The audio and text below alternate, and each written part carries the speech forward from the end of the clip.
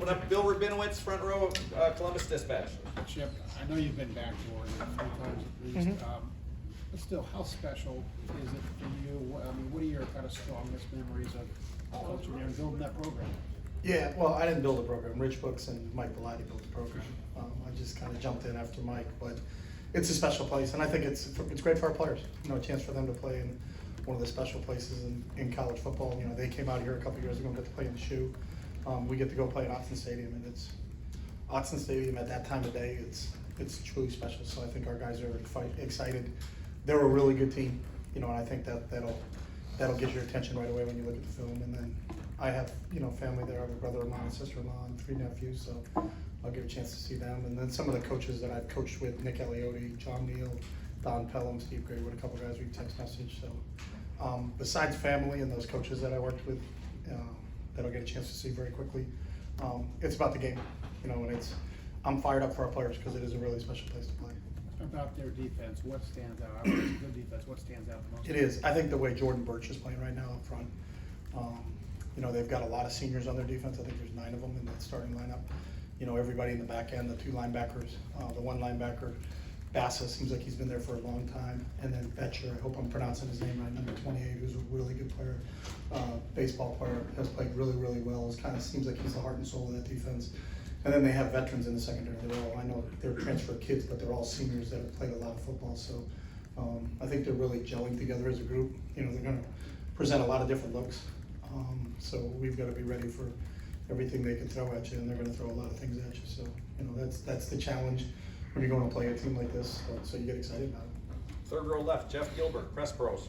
What do you attribute all the red zone success to you guys have had? What types of things have made that work well for you guys? I think our players are just executing, you know, and I would attribute it to our players. I think they really grasp the plan each week, and the plan is different because we play different people on a weekly basis.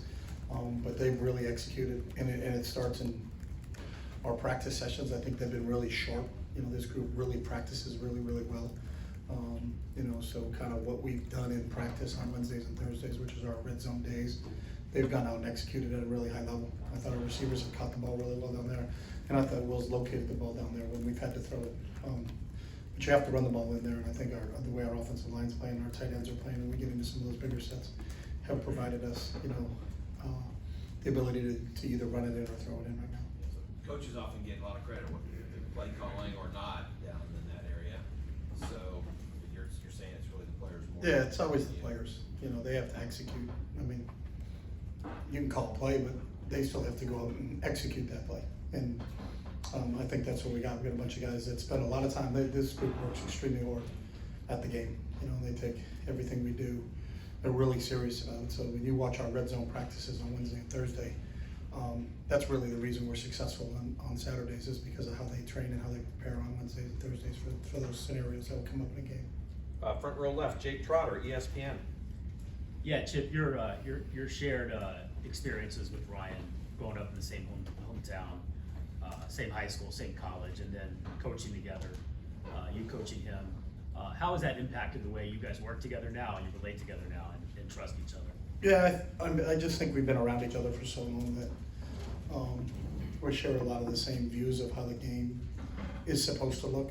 You know, so it's when he has an idea, it's not something that you're like, wow, where did that come from? You know, you have an understanding because we spent time together coaching together, and I coached him, but then I also got to coach with him. So, you know, I think we shared experience. Sometimes he'll talk about a route that we may have run when we were together in the NFL. Remember when we played the Cowboys and we did it this way? You know, we're like, oh yeah, let's get that tape out. Let's take a look at that. So, I think our familiarity in understanding how we see the game, when we see the game similar, that I think that makes it so much easier. What's it been like now that you had a few months coaching here under him? What's it been like for you back together with Ryan? It's been great. I mean, it's all about what we really care about. It's about football, and he gets pulled out of some meetings sometimes, and obviously that's what happens to a head coach. You know, there are other things on his plate besides just the offense, and the fact that I can stay in there with Ryan Hartline and Justin Fry and Carlos Lackland and Keenan Bailey, you know, we'll continue to grind on what we got to do, and then when he comes back in, we kind of present what we came up with, and most of the time we're always on the same page. Or, you know, it's, hey, why don't you look at it a little bit like this, and then it can kind of give you a new idea, and you can get some a little bit more traction doing it that way. But I think we understand where both of our backgrounds, so I think that's what makes it so easy for us to have conversations about it. Wide left, Whitney Harding, WCMH. Hey, Chip, you mentioned Jordan Birch. From what you've seen, what makes him so special? Yeah, I think his athletic ability for such a big player, he's listed at 6'5", 290. But he plays defensive end. Most guys that big are the interior defensive linemen, so he's a really athletic guy. And he had a huge game against Michigan State last Friday night.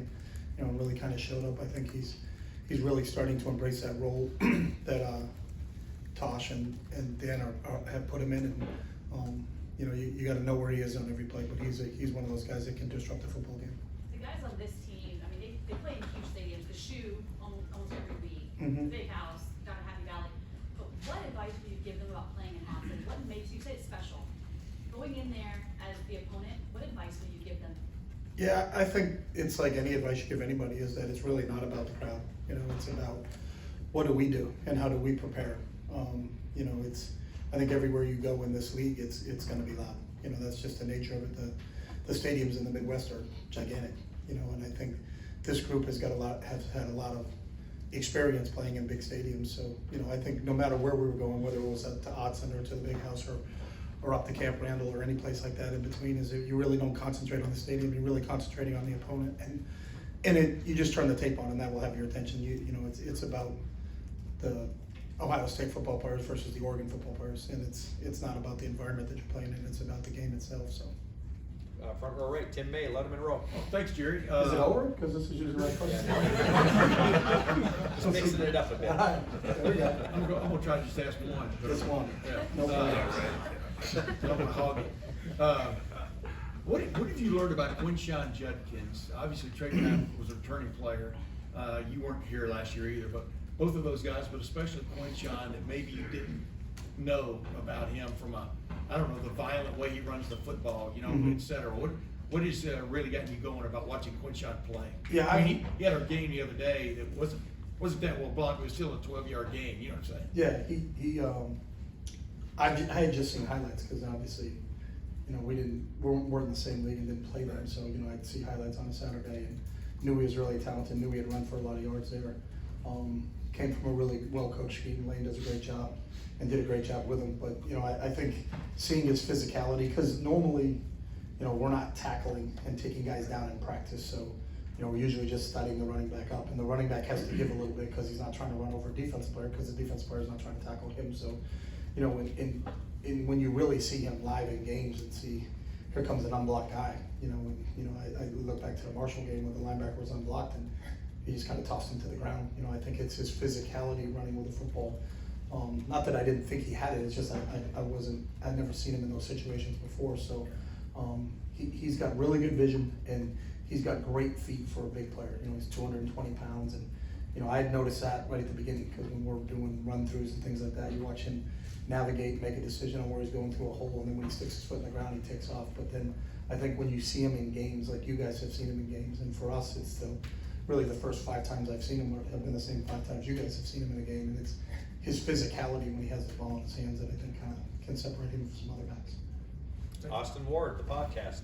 Chip, you talked about the execution in the red zone situation. What did you see on the 4th down attempt, and I don't know what the process was to go empty in that situation? You don't get a mulligan in those situations, I guess. But what happened on that play, and would that impact anything moving forward for you? No, I think every game is different. So how people defend certain things, it's sometimes you got to give credit to them. I think they did a decent job with penetration, and kind of reestablishing the line of scrimmage there a little bit. So we couldn't stay on track in terms of the path that we wanted to start the quarterback on. And really, it was just a little bit of knockback that affected us on that. But when it's 4th and 2, a little bit of knockback can affect you. Bill Landis, Kings of the North. I have a technical question, I guess. I feel like a lot of times when you see quarterbacks in the pistol, they just sort of spin and hand the ball to the running back. And you guys were having Will kind of step back, kind of two-handed. What does changing the footwork out of that look provide you guys that sort of just like spinning around and handing it off? Yeah, well, we're not the first to do that. So I know, I just haven't seen it here before. And say it again? I haven't seen it here before. Oh, okay. Yeah. Yeah, we've done it. We've done it everywhere I've been. We did it a lot, especially in the NFL when we had Colin Kaepernick, because it's really the pistol offense came from Coach Alt at Nevada when Colin played there. So, you know, it's a lot of the things that I learned from Coach Alt at Nevada a long time ago about how to do it. So, and then ever since we adapted that, so I've been doing that at every place I've been for about the last 10 or 12 years. So, it's, you know, the back is in the dot, so he's coming downhill. You know, and I think some running backs like that a little bit better. Some running backs like being on the side a little bit better. So it's just, you know, do you want asparagus or do you want Brussels sprouts? You know, it's just ordering a side order with your meal. It's not the meal, it's just kind of the side order. So, But- and then make sure you get enough for everybody too, so for the table, so not just for yourself. Fourth row right, Andrew Gillis, Cleveland.com. Yeah, Chip, Oregon's recruiting classes these last couple of years have been pretty good. What did you learn about recruiting at Oregon that is maybe different from recruiting at UCLA and recruiting at Ohio State? Like, what's different about trying to get kids to go to Pacific Northwest? Well, I think it's a different era now, so I don't think you can compare when I was there in 2012, recruiting in 2012 and 2024. You might as well have been in a horse and buggy in 2012, the way the rules have changed. So I think it's a totally different game now, and how people recruit and what incentives people get to go to school. So I don't even know if that's applicable. Spencer Holbrook, Letterman Row. You faced Dan once as head over at UCLA. You guys had almost 450 yards. What did you like that you guys did against Dan, and what did you learn from facing Dan that you could kind of draw for this matchup against Dan? I can start with what I didn't like is that we were behind, so we threw the ball a lot more in that game because we were behind, and that's, you know, sometimes I think if you just look at the statistics of a game and say, hey, you guys had X amount of offense, well, are they playing the same defense that they would play if it was a little bit closer score? And I don't know if that's the case when you go back and look at that game. You know, we faced a lot of soft zones in the second half because we were down, so we had to throw the ball to try to get within a score or two. You know, we kind of made it a little bit closer at the end. So, you know, they're really well coached. He comes from a really good coaching tree. Started with Coach Saban and Kirby at both Alabama and Georgia. So, you know, they're going to be sound. They're going to move their front. You know, they play very, very close in coverage. They're very sticky in the coverage in terms of challenging your receivers. And there's a lot on the plates of the linebackers in that, but I think their linebackers are really well coached. I think they handle it really well. Right next door, Cameron T. Robinson, The Athletic. So how did your time at Oregon maybe influence some of your creativity, whether offensively, running a program, anything like that? Well, I had a chance to work for a great head coach in Mike Pilates when I was there for 2 years as an assistant, but more important than that, I think Mike's staff was together, a lot of those guys for 20 plus years, which was even a rarity back then. You know, Gary Campbell, when Gary retired at running back coach, he had been there for 30 some odd years. Nick Aliotti was 20 plus years. Steve Greatwood was 20 plus years.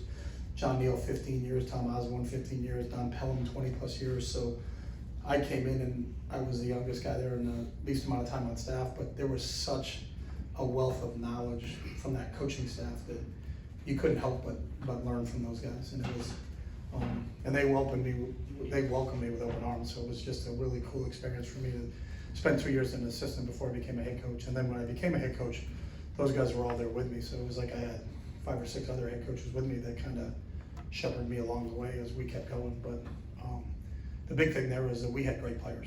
You know, the success we had when I was there was a direct correlation to how good our players were. Is, you know, you show me a coach with a good record, I'll show you a guy's got a bunch of talented football players on the team, and that's what we had. So.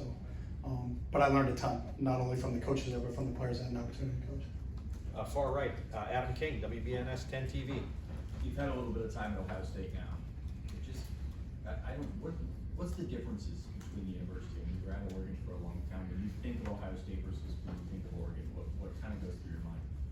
Yeah, nothing goes through my mind. And I don't mean it that way because I never think of that. Like, I learned a long time ago, I think it was Thomas Jefferson, that comparison is a thief of joy. And I don't compare my experience at one school to my experience at another school because, number one, I don't have time to do that. But number two, maybe when I retire, I can sit back and kind of think about it. But I don't really think about it. I just think of it.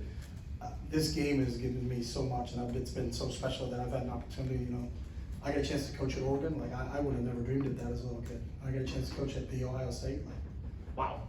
I mean, that's pretty special. So. I think both of them are different. I think every experience is different just because all universities and the people that you deal with are different. But both places are really special to me now. Are you excited to go back there? I am. I love my time there. I mean, it was, and I met so many great people. You know, besides the coaches and the players that I got a chance to coach, the Phil and Penny Knights and the Pat Kilkennys and Stephanie Kilkennys and Ed Militas and so many people that care very deeply about that university. That's the one thing I can tell you about being there is the passion that those guys have for the University of Oregon is second to none. Just like the people here, their passion for this place is second to none. So I think there aren't many people that got a chance to coach at both places, and I just feel very fortunate that I could. So. Stefan Krajcnik, Cleveland.com.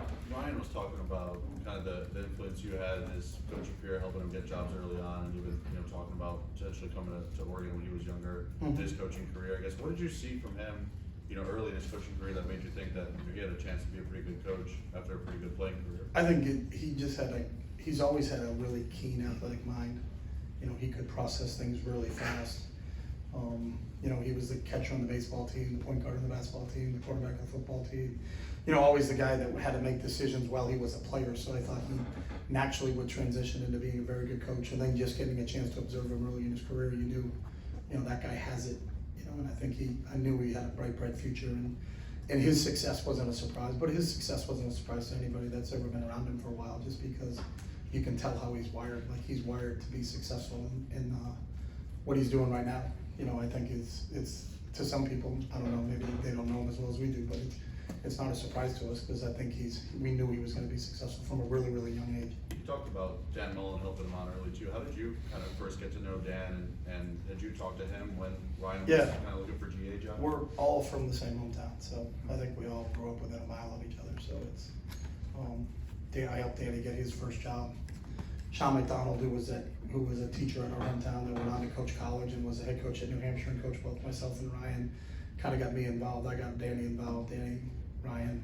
When Ryan got to Florida, it's because I called Danny, because Danny was at Florida at the time, and said he was at Boston College and the job came open, so I recommended him to Danny, and kind of went from there. But I think it's about who you know sometimes, more than what you know. And I think all Ryan ever needed to do was get in front of some people. So if we could open a door to get him in front of people, we didn't get him any jobs. He got the jobs himself, but it was just an opportunity.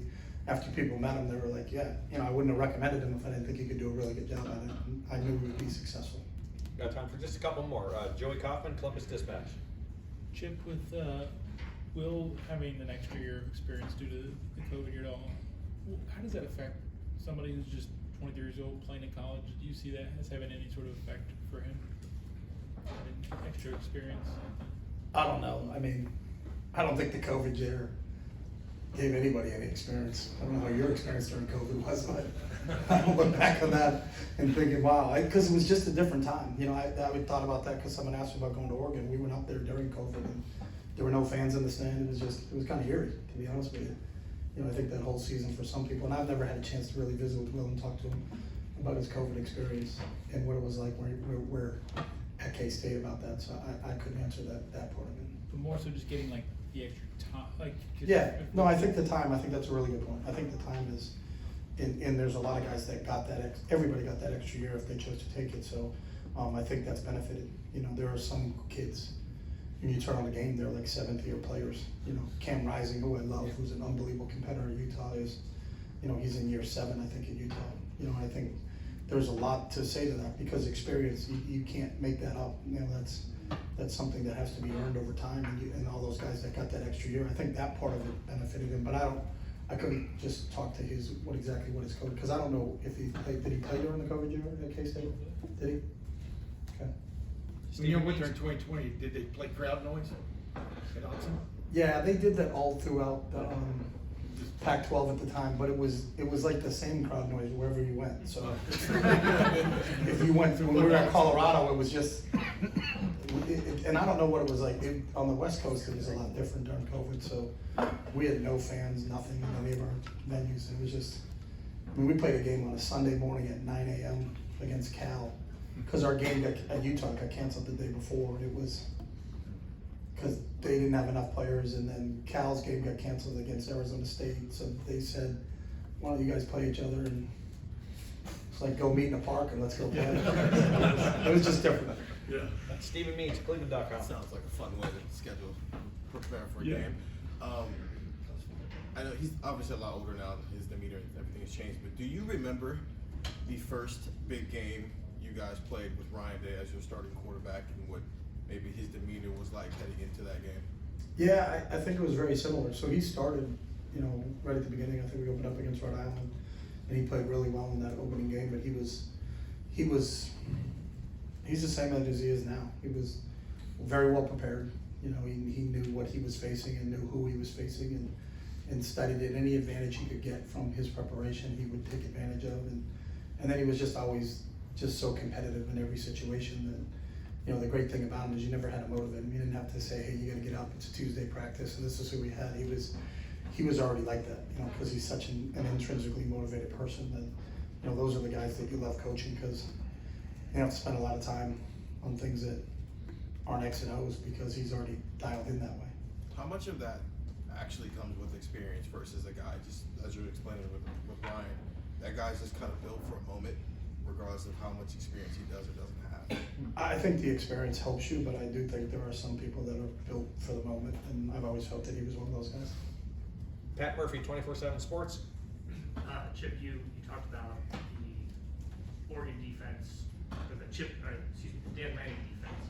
What makes a Dan Lanning defense, and specifically the front that you talked about movement? Yeah. What are the keys I only faced him one other time, so I haven't studied Dan to be able to say this is his hallmark traits of this. And it was 2 years ago because we didn't play him in 23, so I only played him in 22, and that was the first time we faced him. So, but I think there's movement involved in the front. You know, they move in and out of 3 down and 4 down.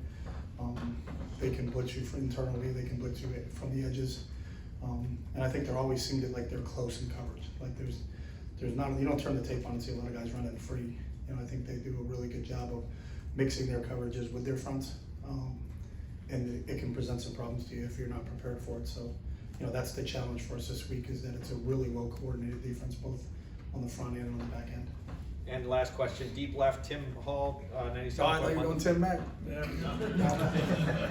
Chip, how great was it to see Will and Emeka hook up so many times?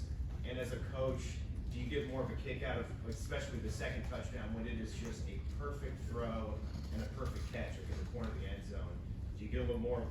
Do you get a bit more of a kick out of that than seeing just a perfect play open up where somebody's wide open running all the way down the field? No, I think as a coach, you just, when guys make plays, you know, and I think to your point, you're right. When there's a guy running open down the middle of the field and you throw it to him and he catches it, it's, you know, you don't get as excited as you do when it's a throw like the one Will had to Mack, you know, to my left as I was looking out of the box. I thought there was you know, had to put it in one spot and put it in that one spot, and Mack had made that catch. But I'll be honest, just a fan in you, when JJ makes those catches, you know, that's a little different, you know. You'd like to take credit that, like, we do drills so that he can do that stuff. And Brian does, you know, I'll give Brian credit, they do that, but, you know, sometimes, like those 2 catches at Michigan State and the one he had the other day are the ones that kind of make you go, wow, up top. You know, those are, when I see someone do something spectacular like that probably not many other people can do, that kind of catches your eye also. But I think the plays that are executed like you mentioned, you know, where it has to be a perfectly thrown ball and it can only be put in one spot, and that one spot's a difficult place to catch it, the way Mack did it's a credit to those guys. But I think it's what you see them do, as I alluded to earlier, on Wednesdays and Thursdays, you know, in our red zone periods is, you know, that was something that we really worked hard on in our red zone period, and they went out and executed it. Great. Coach, thank you very much for your time. All right, thanks, guys. Thanks, Chip.